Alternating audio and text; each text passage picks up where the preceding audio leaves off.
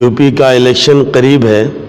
तमाम सियासी पार्टियां एड़ी चोटी का जोर लगा रही हैं। पूरे मुल्क की निगाह यूपी के इलेक्शन पर है। अखबारों के ज़रिए, न्यूज़ के ज़रिए मालूम हुआ कि असदुद्दीन ओवैसी साहब भी यूपी का इलेक्शन लड़ेंगे और अपनी पार्टी मजलिस इत्तेहादुल मुस्लिमीन को यूपी की सियासत में उतारेंगे। इसमें कोई शक नहीं कि ओवैसी साहब एक काबिल तरीन लीडर हैं, बेपनाह खूबियों के मालिक हैं, दीनी व मिल्ली और कौमी जज्बा अपने अंदर रखते हैं और पार्लियामेंट में बहुत ही मुअस्सिर नुमाइंदगी करते हैं और इंसाफ के लिए आवाज़ उठाते हैं। ओवैसी साहब हैदराबाद तेलंगाना की हद तक तो ठीक हैं और पार्लियामेंट में इनकी ज़रूरत है, लेकिन इससे हटकर मुल्की सतह पर इनका सियासत में हिस्सा लेना मौजूदा हालात के लिहाज से पूरे मुल्क के लिए नुकसानदेह है। आज मैं अपने ज़मीर की आवाज़, दिल की धड़कन आवाम तक पहुंचाना चाहता हूं।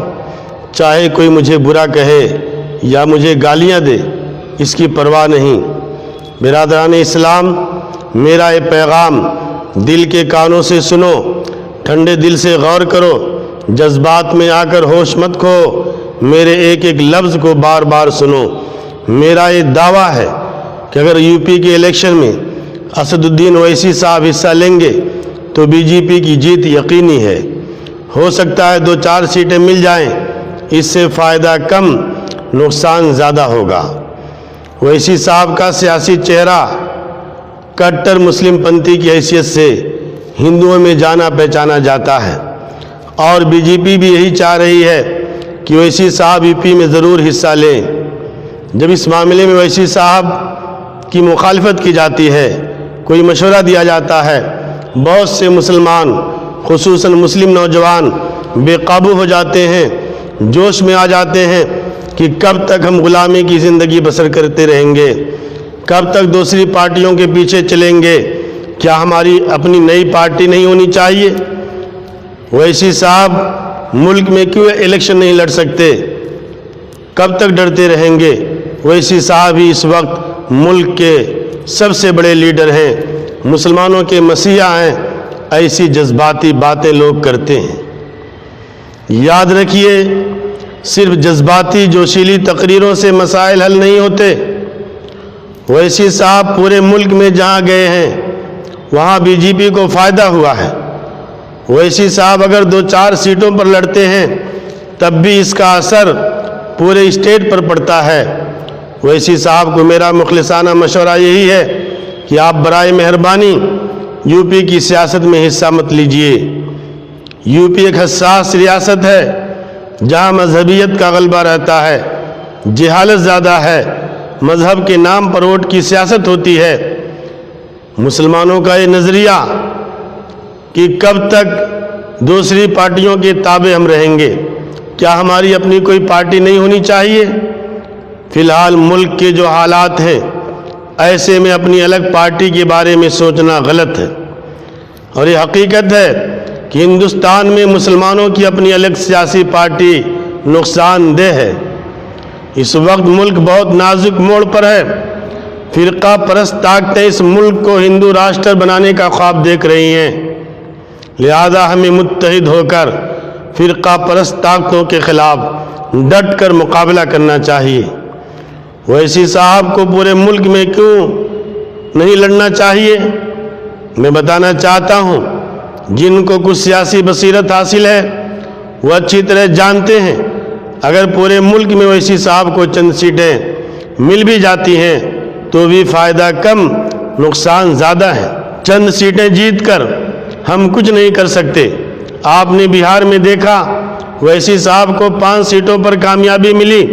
वो 5 सीटें ऐसी हैं जहां किसी भी पार्टी का उम्मीदवार जीत सकता था, क्योंकि यहाँ मुस्लिम आबादी बहुत ज़्यादा है, मुस्लिम पॉपुलेशन ज़्यादा है। अगर ओवैसी साहब की पार्टी का उम्मीदवार नहीं खड़ा होता तब भी वहाँ से मुसलमान ही जीतता था। लेकिन इसका नुकसान कितना बड़ा हुआ कि बीजेपी को बिहार में बहुत बड़ी कामयाबी मिली। ये ओवैसी साहब की बदौलत है। اگر اویسی صاحب بہار میں حصہ نہیں لیتے تو بی جے پی کی ہار یقینی تھی۔ ہم یہ سمجھتے ہیں کہ اویسی صاحب کی پارٹی سے ہی مسلمان جیت سکتا ہے، غلط ہے۔ بنگال میں 42 مسلم ایم ایل اے ہیں۔ یہ 42 مسلم ایم ایل اے جو بنگال میں ہیں، کیا اویسی صاحب کی پارٹی کے ہیں؟ لہذا یو پی کے مسلمانوں کو دانش مندی کا ثبوت دینا چاہیے، باہم متحد ہو کر فرقہ پرست طاقتوں کے خلاف ووٹ دینا چاہیے۔ اگر مسلمان جوش میں آ کر اویسی صاحب کو ووٹ دیے تو اس کا خمیازہ آنے والی نسلوں کو بھگتنا پڑے گا اور بہت بڑا نقصان ہوگا۔ اور یہ بات کان کھول کر سن لو کہ یو پی میں اویسی صاحب کو کامیابی ملنے والی نہیں۔ ووٹ تقسیم ہوں گے، بی جے پی کو فائدہ ہوگا۔ میری یہ بات بہت سے لوگوں کو ہضم نہیں ہو رہی ہوگی، غصے میں آ کر لوگ گالیاں دے رہے ہوں گے، مجھے اس کی پرواہ نہیں۔ اگر اویسی صاحب یو پی کی سیاست میں حصہ لیں گے تو کیسے نقصان ہوگا، میں یہ بات آپ کے سامنے رکھنا چاہتا ہوں، سنجیدگی کے ساتھ اس پر غور کیجیے۔ جب اویسی صاحب کے جلسے ہوں گے، مسلمانوں کی خوب بھیڑ جمع ہوگی، فلک شگاف نعرے لگیں گے، نعرے تکبیر کی صدائیں بلند ہوں گی، جلسے میں شیر آیا کا شور ہوگا، پورے مجمع میں مسلمان داڑھی ٹوپی کرتا پاجامہ کے ساتھ نظر آئیں گے، صرف مسلمانوں کی بھیڑ ہوگی اور اویسی صاحب کی جذباتی و جوشیلی تقریریں ہوں گی۔ اخباروں، social media, T V channel کے ذریعے یہ بھیڑ بھاڑ دکھائی جائے گی اور اویسی صاحب کی جذباتی و جوشیلی تقریروں کی کلپ خوب وائرل کی جائے گی۔ اس سے بی جے پی کو خوب فائدہ ہوگا۔ اویسی صاحب بھیڑ بھاڑ دیکھ کر خوش ہو جائیں گے، اس میں شک نہیں کہ اویسی صاحب کا چہرہ انٹرنیشنل لیڈر کے طور پر ابھر کر سامنے آئے گا، اور جو امیدوار کھڑے ہوں گے وہ بھی 10,000-5,000 ووٹ لے کر اپنے علاقے کے لیڈر بن جائیں گے۔ اس سے زیادہ کچھ ملنے والا نہیں۔ لہذا اویسی صاحب کا یو پی میں سیاسی داخلہ بالکل مناسب نہیں ہے۔ میں یہ بات پھر دہرانا چاہتا ہوں کہ اگر اویسی صاحب نے یو پی کے الیکشن میں حصہ لیا تو بی جے پی کی جیت یقینی ہے۔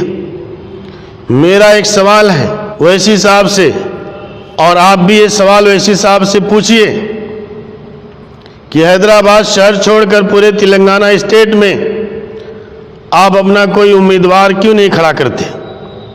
70 سال میں آپ حیدرآباد شہر چھوڑ کر پورے اسٹیٹ میں ایک بھی ایم ایل اے کی سیٹ نہیں جیت سکے۔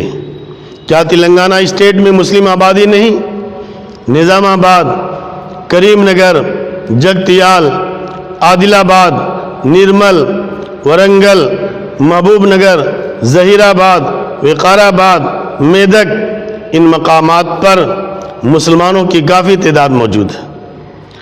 آپ اپنے اسٹیٹ میں حیدرآباد چھوڑ کر ایک سیٹ جیت کر دکھائیے۔ جب آپ اپنے اسٹیٹ میں ایک سیٹ نہیں جیت سکتے تو دوسری ریاستوں میں جا کر غیر ضروری ماحول کو کیوں خراب کرتے ہیں؟ لہذا وقت کا تقاضا ہے کہ مسلمان سنجیدگی کے ساتھ اس پر غور کریں۔ میرے دل کی آواز تھی جو میں نے کہہ دی۔ اگر آپ بھی میری ان باتوں سے اتفاق رکھتے ہیں تو آپ بھی حق کی آواز بلند کیجئے۔ میں ان اکابر علماء سے گزارش کرتا ہوں کہ آپ بھی آواز اٹھائیں جو ہمارے ملک کے بڑے علماء کرام ہیں، بڑی تنظیمیں ہیں، وہ بھی اس مسئلے کو سمجھیں، اس مسئلے پر غور کریں، اس لیے کہ یو پی کا الیکشن بہت ہی اہمیت کا حامل ہے۔ اس کا اثر ملک کی سیاست پر پڑتا ہے، خاص طور سے آنے والا جو لوک سبھا کا الیکشن 2024 کا ہے، یو پی کی سیاست کا اثر اس پر پڑے گا۔ لہذا ہم تمام لوگوں کی ذمہ داری بنتی ہے کہ بہت ہی سوجھ بوجھ سے کام لیں اور اتحاد اور اتفاق کے ساتھ ہم اپنے ووٹ کا صحیح استعمال